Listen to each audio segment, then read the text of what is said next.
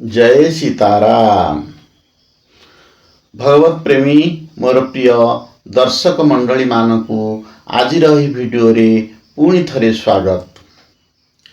आजिर प्रसंग रे आमे कहिबाकु रखुछु कर्मयोगी साधक माने सेमानकर साधना किभଳି भावे करथांती।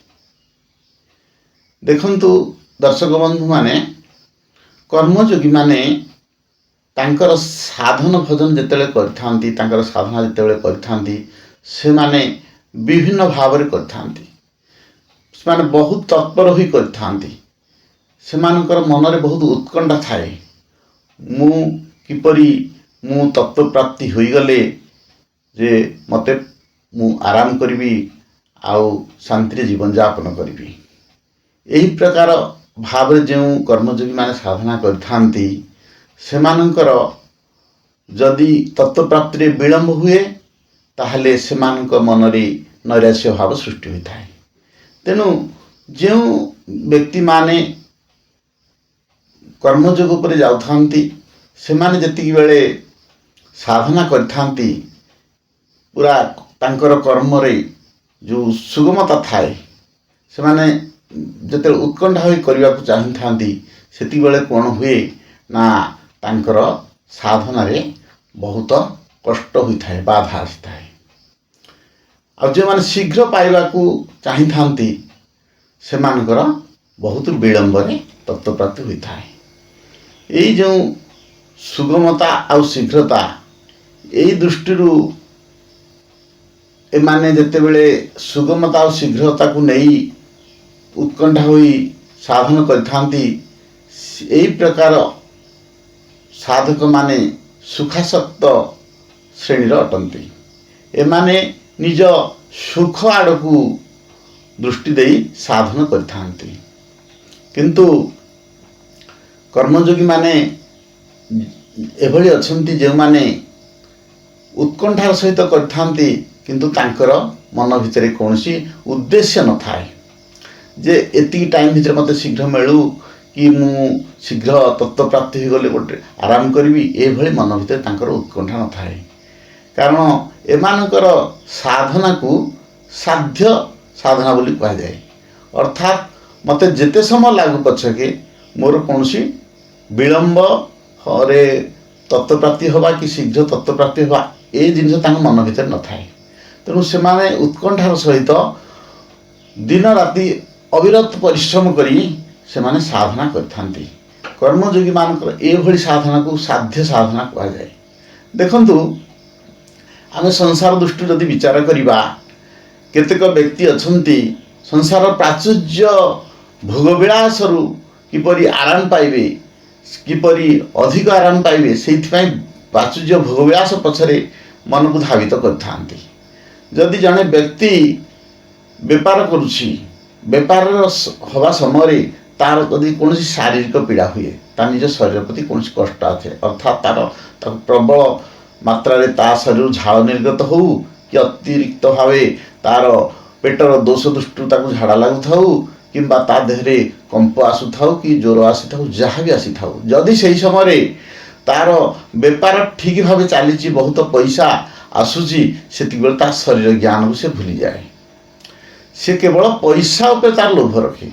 तेणु ए प्रकार लोभी व्यक्ति माने जेभली निज शरीर भूली जाई थांती केवल पैसा उद्देश्य रे, ठीक से ही भली जो माने कर्मयोगी से माने एही भली भाव रे मन को निवेश कर थांती से माने मन भितर भावी थांती जे मते जेते समय लागू जेते दिन लागू मते जेते कष्ट भी आसु पछे मु कौन मते या प्राप्त निश्चित भाव करिया पड़िबो, तत्व प्राप्ति निश्चित भाव करिया पड़िबो।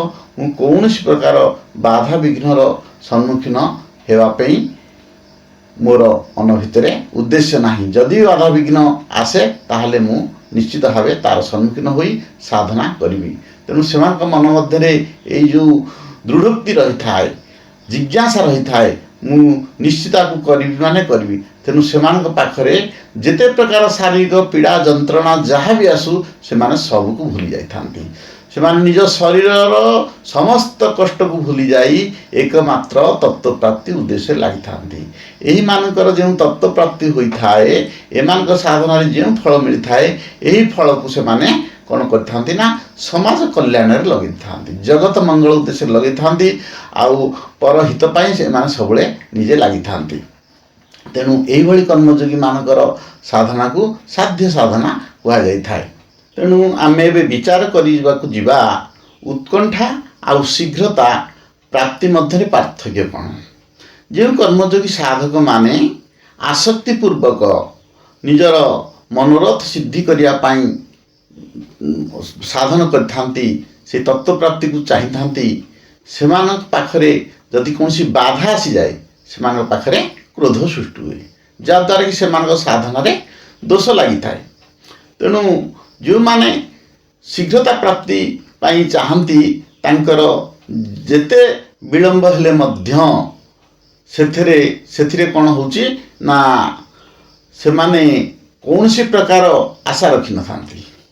କ'ଣ ଆଶା ରଖିନଥାନ୍ତି ନା ସେମାନେ କୌଣସି ଆସକ୍ତିର ଆଶା ରଖିନଥାନ୍ତି। ତେଣୁ ତାଙ୍କ ମନରେ ଉତ୍କଣ୍ଠା ରହିଥାଏ, ଯେତେ ଶୀଘ୍ର ପ୍ରାପ୍ତି ହେଉ କି ନ ହେଉ ମୋତେ ସାଧନା କରିବାକୁ ହେବ। ତେଣୁ ଉତ୍କଣ୍ଠା ପ୍ରାପ୍ତିରେ ବିଳମ୍ବ ହେଲେ ମଧ୍ୟ କର୍ମଯୋଗୀ ସାଧକ ବ୍ୟତିବ୍ୟସ୍ତ ହୋଇନଥାଏ। ସିଏ ବାରମ୍ବାର ସେ ସାଧନା କରିବାକୁ ଲାଗିଥାଏ, ଯେତେ ସମୟ ଲାଗୁ ପଛେ ମୋତେ ସାଧନା ହିଁ କରିବାକୁ ହେବ। ତେଣୁ ଶୀଘ୍ରତା ପ୍ରାପ୍ତି ଆଉ ଉତ୍କଣ୍ଠା ମଧ୍ୟରେ ଏଇ ଯେଉଁ ପାର୍ଥକ୍ୟ ରହିଛି, ତେଣୁ ଆମେ ସବୁବେଳେ ସାଧ୍ୟ ସାଧନା ଆଡ଼କୁ ଗତି କରିବା। ତେଣୁ ମନ ଭିତରେ କୌଣସି ଚିନ୍ତାଧାରା ରଖିବା ନାହିଁ, ଯେ ଲିମିଟ୍ ରଖିବା ନାହିଁ ଯେ ଏତିକି ସମୟ ଭିତରେ ମୁଁ କରିବି, ମୋତେ କେମିତି ମିଳିଯାଉ, ଶୀଘ୍ର ମିଳିଲେ ମୁଁ ଆରାମ କରିବି। ଆରାମ କରିବା ଚିନ୍ତାଧାରା ଆସିଲେ ସେଇଟା ସାଧ୍ୟ ସାଧନାରେ ଯିବ ନାହିଁ। ତେଣୁ ସାଧ୍ୟ ସାଧନାରେ ଆସକ୍ତି ରହିତ ହୋଇ ମଣିଷ ସାଧନା କରେ। ଯେତେବେଳେ ଆସକ୍ତି ରହିତ ହୋଇ ମଣିଷ ସାଧନା କରେ, ସେତିକିବେଳେ କ'ଣ ତାର ମନରେ ଦୃଢ଼ତା ସୃଷ୍ଟି ହୁଏ, ଜିଜ୍ଞାସା ସୃଷ୍ଟି ହୁଏ। ତେଣୁ ଯେତେ ବିଳମ୍ବ ହେଲେ ମଧ୍ୟ ତା ମନରେ ଯେଉଁ ବିକଳ ଭାବ ସୃଷ୍ଟି ହୁଏ, ସେ ବିକଳ ଭାବ ଦ୍ୱାରା ତା ମନରେ ଉତ୍କଣ୍ଠା ମଧ୍ୟ ଅଧିକରୁ ଅଧିକ ଜାଗ୍ରତ ହୋଇଯାଏ। ତେଣୁ ଇଏ ହେଉଛି ସାଧ୍ୟ ସାଧନାର ପ୍ରଣାଳୀ। ତେଣୁ ଅନେକ କର୍ମଯୋଗୀ ସାଧକ ମନରେ ଜିଜ୍ଞାସା ନିଅନ୍ତି ଯେ ମୋତେ ଏ ପ୍ରକାର ସାଧନ ଯେତେ ସମୟ ଲାଗୁ, ଯେତେ ଦିନ ଲାଗୁ କି ଯେତେ ବର୍ଷ ଲାଗୁ ମଧ୍ୟ ମୋତେ କରିବାକୁ ହେବ। ଯେଭଳି ଭାବେ ଆପଣମାନେ ଜାଣିଥିବେ, ମା ପାର୍ବତୀ ଶିବଙ୍କୁ ପାଇବା ପାଇଁ ଯେଉଁ ଜିଜ୍ଞାସା କରିଥିଲେ, ସେ ନାରଦଙ୍କ ବଚନ ଅନୁସାରେ ଜିଜ୍ଞାସା କରିଥିଲେ। ସେ ମନ ଭିତରେ କହିଥିଲେ ଯେ ମୋତେ ଯେମିତି ହେଲେ ନାରଦଙ୍କ ବଚନ ରକ୍ଷା କରିବାକୁ ପଡ଼ିବ। କ'ଣ ନା ମୋତେ ଶିବଙ୍କୁ ହିଁ ପାଇବାକୁ ପଡ଼ିବ। କୋଟି ଜନ୍ମ ଚାଲିଯାଉ ପଛକେ ମୋତେ ଶିବଙ୍କୁ ହିଁ କେବଳ ବର ପ୍ରାପ୍ତି କରିବାକୁ ପଡ଼ିବ, ତାଙ୍କୁ ହିଁ ମୋତେ ସ୍ୱାମୀ ରୂପେ ବରଣ କରିବାକୁ ପଡ଼ିବ। ତେଣୁ ଏ ଯେଉଁ ଜିଜ୍ଞାସା, ଏ ଯେଉଁ ଦୃଢ଼ୋକ୍ତି, ସେ ମନ ଭିତରେ କହିଥିଲେ ମୁଁ କୋଟି ଜନ୍ମ ଚାଲିଗଲେ ମଧ୍ୟ ମୁଁ ଯଦି ଶିବଙ୍କୁ ସ୍ୱାମୀ ହିସାବରେ ବରଣ କରିନପାରେ, କୁମାରୀ ହୋଇ ରହିଯିବି ପଛକେ, କିନ୍ତୁ ଦ୍ୱିତୀୟ ବିବାହ, ଦ୍ୱିତୀୟ ସ୍ୱାମୀ ମୁଁ ଗ୍ରହଣ କରିବି ନାହିଁ, ଯେହେତୁ ମୁଁ ଥରେ ମନ ଭିତରେ ପସନ୍ଦ କରି ନେଇଛି ଯେ ଶିବଙ୍କୁ ମୁଁ ସ୍ୱାମୀ ହିସାବରେ ବରଣ କରିବି। ଏଇ ଯେଉଁ ଜିଜ୍ଞାସା, ଏଇ ଜିଜ୍ଞାସା ରେ କ'ଣ ନା ମଣିଷ ଯେଉଁ ଫଳପ୍ରଦ ହୁଏ, ତାହାକୁ ସାଧ୍ୟ ସାଧନା କୁହାଯାଏ। ତେଣୁ ଭଗବତ ପ୍ରେମୀ ବନ୍ଧୁମାନଙ୍କୁ ମୁଁ ଆଜିର ପ୍ରସଙ୍ଗକୁ ଏଇଠି ରଖୁଛି। ପୁଣି ଆମେ ଦେଖା ହେବୁ ଆପଣମାନଙ୍କ ସହିତ ଆଗାମୀ ଭିଡ଼ିଓରେ। ଜୟ ସୀତାରାମ।